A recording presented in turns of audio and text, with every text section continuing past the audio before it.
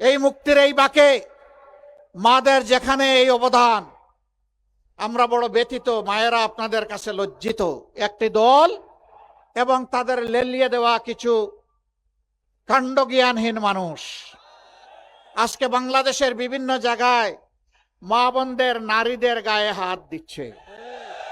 তারা হুমকি দিচ্ছে কাপড় খুলে নেবে। তারা বলছে নেকাব এবং হিজাব পরে আসলে খুলে ফেলো। তারা বলছে এদেরকে ঠেকিয়ে দাও, যেখানে পাও ওদেরকে পিটাও। লজ্জা, লজ্জা! এরা কি মায়ের পেট থেকে দুনিয়ায় আসে নাই? যদি মায়ের পেট থেকে এসে থাকে তাইলে মায়ের জাতির গায়ে হাত দেয় কিভাবে? এই ধরনের বেপরোয়া বেহায়া কথা বলে কিভাবে? মায়েরা বর পাবেন না, বয় আপনারা পান না আমি জানি, তারপরে আপনাদের সন্তান হিসেবে আমাদের দায়িত্ব আপনাদেরকে শক্তি সাহস যোগানো। আপনারা লড়ে যাবেন, চোখে চোখ রেখে কথা বলবেন। এটি আমার বাংলাদেশ।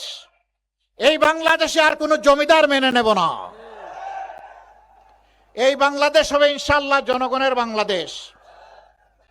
আমরা মাদেরকে কথা দিচ্ছি, আমাদের সব কিছুর বিনিময়ে ইনশাআল্লাহ আপনাদের আবাসস্থলে, রাস্তাঘাটে, চলাচলে, কর্মস্থলে, সব জায়গায় আমরা ইনশাআল্লাহ আপনাদের শতভাগ নিরাপত্তা এবং মর্যাদা আমরা নিশ্চিত করব। এটি আমাদের 1 নম্বর অগ্রাধিকার। এই দেশে আমার মায়েদের কোনো নিরাপত্তা নাই। এই দেশ আমার হতে পারে না।